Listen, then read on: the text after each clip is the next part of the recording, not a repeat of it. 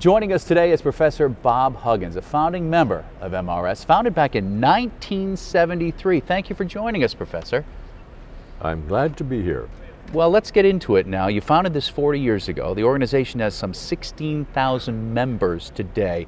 Did you ever imagine that it would grow into such a big society? No.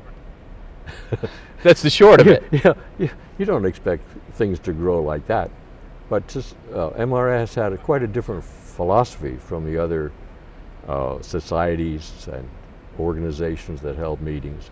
And that's what contributed to this very significant growth. You said it grew quickly, too.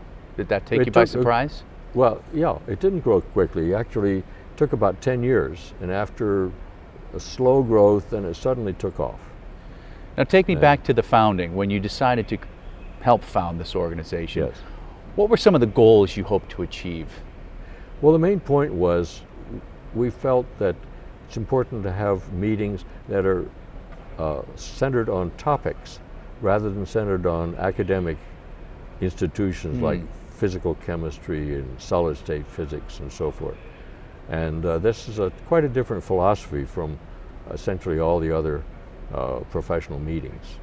So do you think you've achieved those goals? Oh yes, very much so. Yeah. It's become a dominant society. Well, there have been a lot of changes over the years. What keeps you engaged 4 decades later? Well, it's the topics. The topics, of course, keep changing, which is what makes it very dynamic. And the topics are always interesting. I mean, among the various topics, there are always some that are very interesting to me, and they keep changing with time. And that's what makes this society so dynamic. I'll bet. What's been the impact over all these years for the society and everyone involved? Well, it's grown. And so a lot of people have gotten to know each other. They've gotten to see what's new and what's different. And it's been a very dynamic society in comparison to the traditional ones, which are based upon particularly academic disciplines. This is based upon product areas, research areas, development areas, rather than disciplines.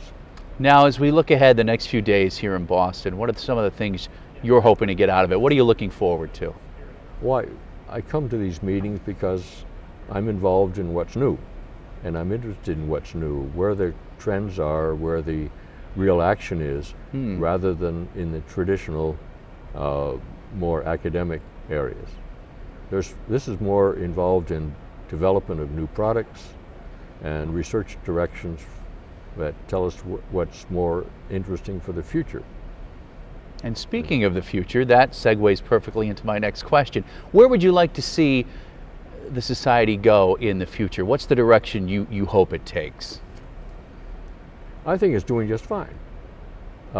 It brings in new people, new ideas, and this is what makes it dynamic, makes it interesting to people, and makes a real contribution to the research and development community. Well, Professor Huggins, we wish you the best going forward. And thank you so much for your time. Good. Enjoy the next few days. I shall try.